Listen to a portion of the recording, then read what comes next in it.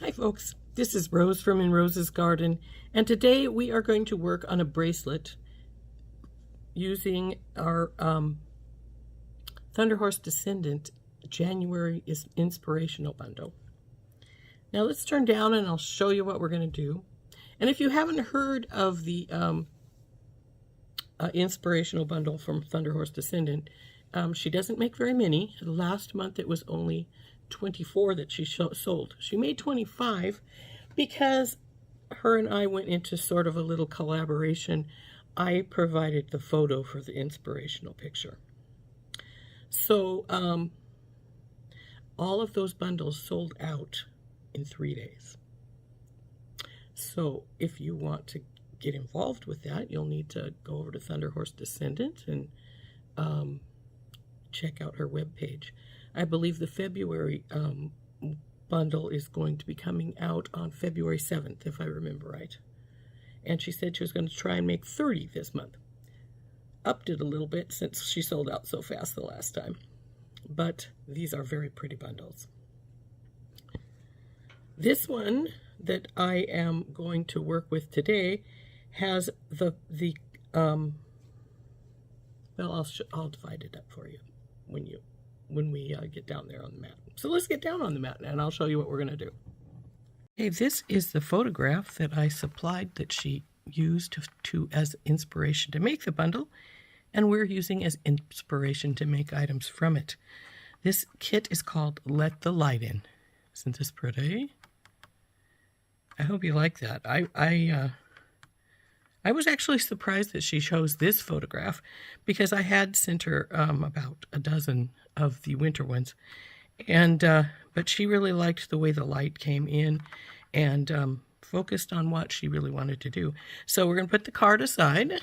We don't need it to make our bracelet, but I have added actually the jump rings were in the kit.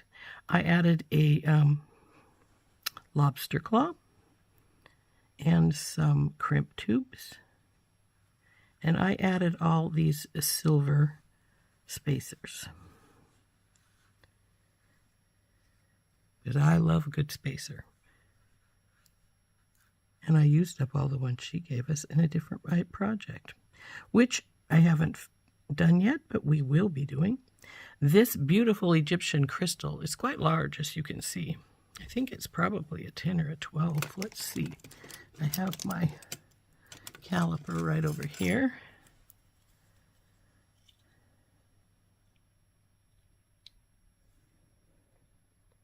It's a 12. And isn't it a beauty? So this Egyptian crystal was part of the kit, as was all this furnace glass. Now, I added these other crystals because, well, I think it'll really jazz it up. So what we're going to do with this is this big Egyptian crystal is going to be our focal. Surprise, right? And then we'll have a silver.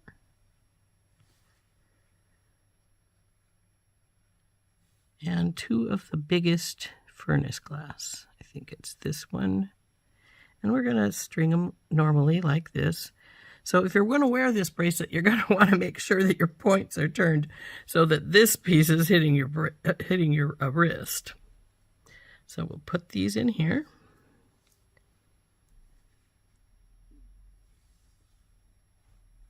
And then we're going to put our next size of crystal right here. Well, first the silver balls. Then our next size of crystal. And of course, silver balls.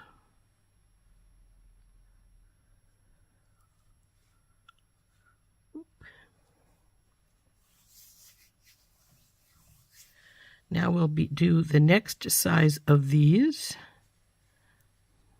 and find the closest ones to it.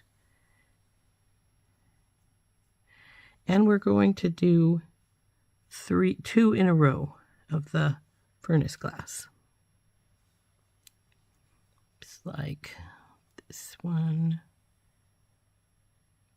and maybe this one.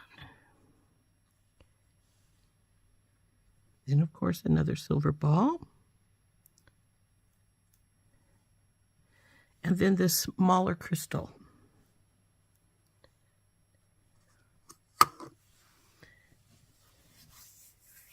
And now we're going to do 3 of these in a row. Come on, you.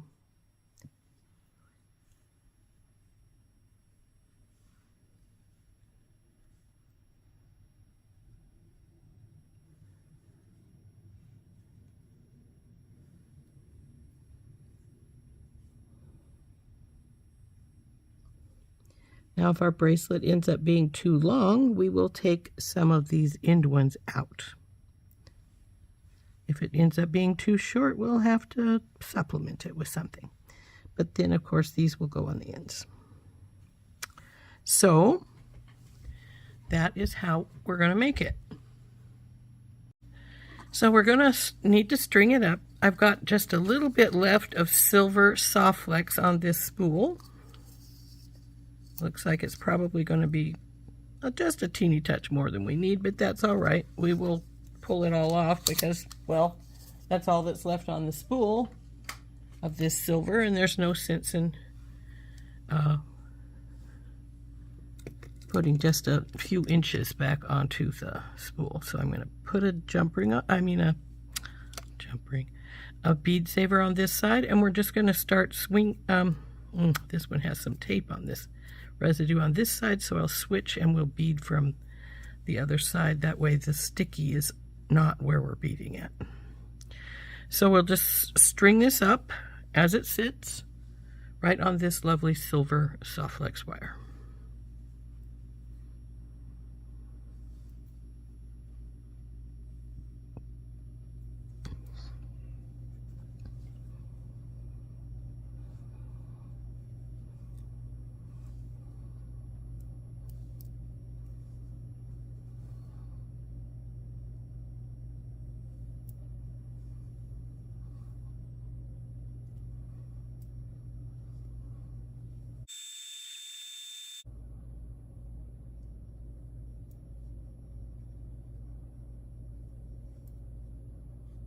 And here's the last few beads.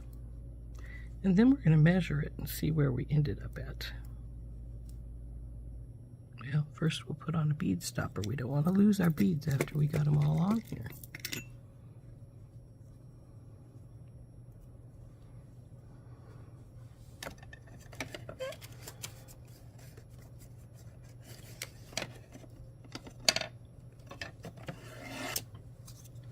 Get my ruler out, we'll measure it. Okay, it's sitting at not quite 7 inches, which is a pretty good length because once you put your lobster claw on, let's see, we're at right here. Then of course we have to crimp both sides, which will add just a little bit. Then we have our jump ring in, of course, and our lobster.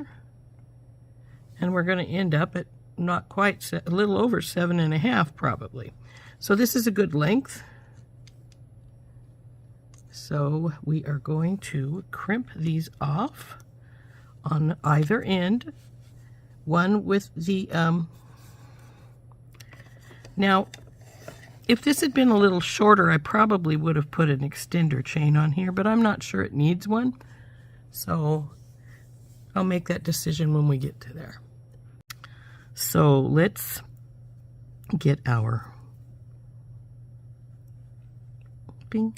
This is the sticky end, remember? And then we'll put the jump ring on right now. You come back over here.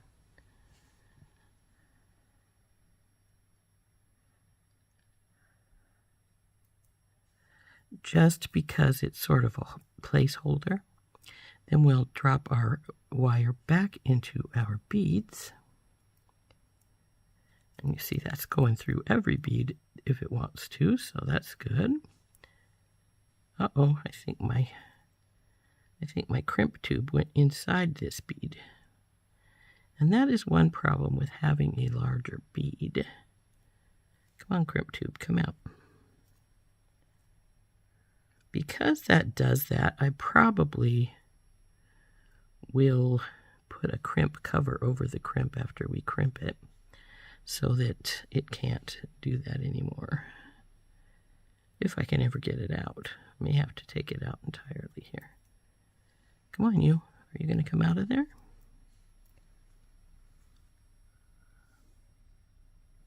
Well, apparently it says no, it's not coming out of there. So we will just get another crimp tube and we will crimp it with that crimp tube right inside the other one. Though actually that'll keep them from sliding around too much because, hey, it's got a crimp tube in it. So we'll just bring this up. Actually, I think we'll just take it to where we were at. Bring this up here, and we're going to crimp this. Get my crimping pliers. I use the magical crimpers. They have a divot right here. You put your 2x2 crimp tube right in the middle, and squish down, and that turns it into a little square. Then you squish again, and you keep going around in a circle till you don't feel any more resistance. It's not squishing anymore. Then we'll do a tug test, and that's good. I'm going to cut off just a touch of this because the rest of it should go through the other beads, so no biggie. So let's just let her go through there.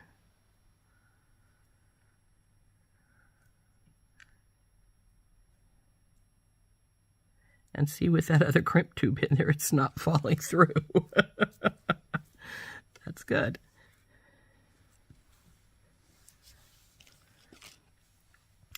So now we'll need to get another crimp tube out, though. I'm pretty sure I have quite a few right here, though. Let's see, here's my silver.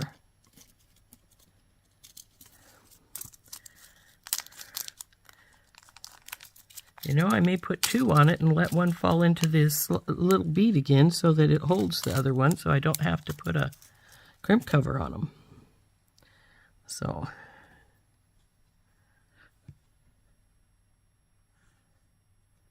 are you going to fall into that one like the other one did? Yep, there it goes. Put the other one on and our jump ring. Now, right now, I could hook the lobster claw on too if I wanted to, but I'm not going to. Now we do have to go through these other beads because we're now at where we're going to be. You know, I'm going to put it through this one too. We're now going to be where we're going to end up at. So let's slide you guys down here. Uh-oh, did both of them go in there now? Oh my goodness, they did. Well, one of you come out. There you go. Come on. You come out. Oh, now you're both going to come out. Silly things. Go in there. You can stay in. You have to stay out.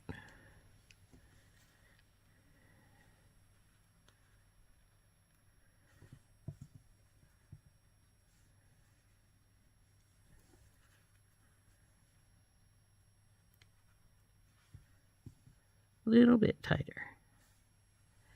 Oh, we're loose here, quite a bit loose. So let's let this come down here.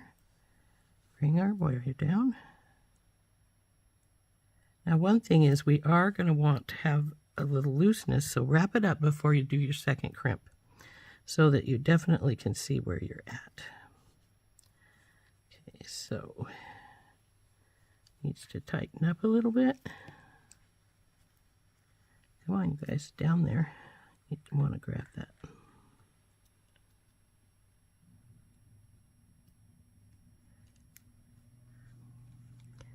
But I don't want that crimp in there. There we go. Pull her back out. That should be good. Now we'll crimp it.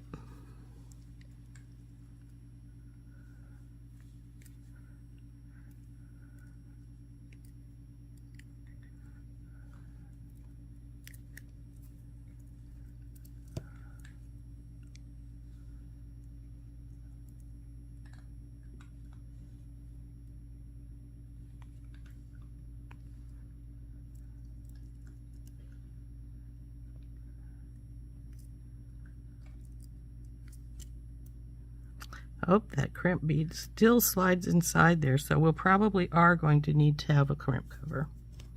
So let's cut this off, the excess off here. Excuse me.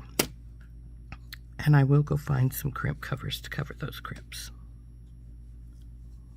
And that's going to be pretty though. Okay, let's get the crimp covers. Don't need the crimp pliers anymore, or these. So what we want to do is grab our crimp cover and get our crimp and just squish it over the top of it like so.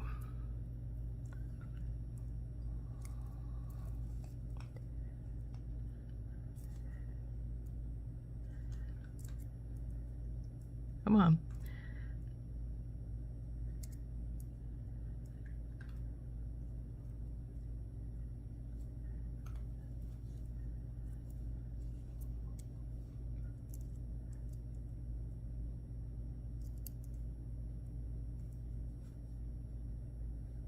Go.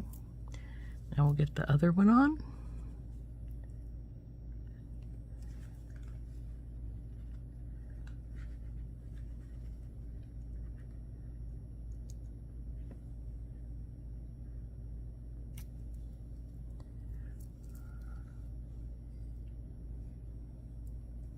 Come on, where's your break? I need to tighten you up. There we go. There it is.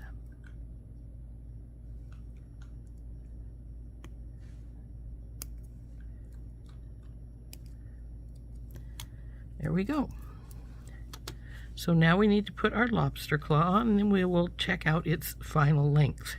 If it's a little shorter than I think I would like, then I will add an extender chain to this side where just the jump ring is at. So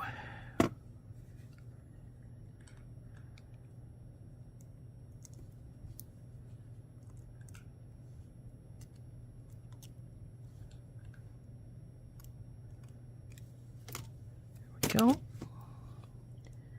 Now we will hook this jump ring. There's our bracelet. And let's get out the sizer so we can see exactly how long it is. So let's slip her down on here. And it is exactly 7. Now some people are going to have a slightly larger wrist than 7. I personally prefer mine to be down at 7 1/4, even though I believe my wrist is 7. But so let's find that extender chain and put on it for those folks who have larger wrists. And then if they don't want it after all, they can always take it off. So I'll be right back with an extender chain. Okay, here's an extender chain. It ends with a little heart. And I actually got these from Thunderhorse Descendant also. So we will hook this onto the side where this is just the jump ring. First, I guess we should check to make sure this extender chain is going to work with this. It has a thinner chain, and sometimes we need a little extra room. That one is good, though. So we're going to open this back up over here.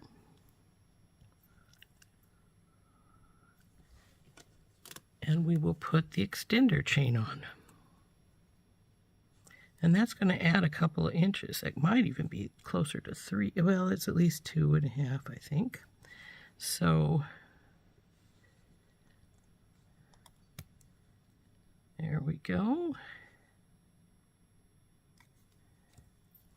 There is our bracelet with our extender chain on it.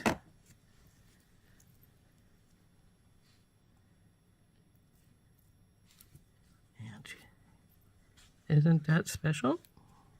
That extender chain does add quite a bit. Heck, it probably adds enough it could be an anklet if you wanted to wear it that way. But let's see.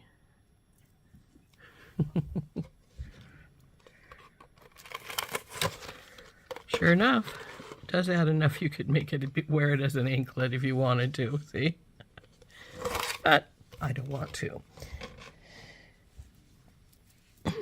And of course, you won't have to have the extender if you have enough room for it to be a nice bracelet. So there is our inspiration bundle bracelet. Isn't that fun? So, and that is from our Let the Light In inspirational bundle from Thunderhorse Descendant. This is January's kit. And there's our bracelet. So anyway, that's been our working on our inspirational bundle from Thunderhorse Descendant. This is my Finn. He decided he needed to come see me. He doesn't like to be held, so he won't stay here very long, but this is our boy. He's been rubbing on my legs. So let's put him down and we'll go over our bracelet.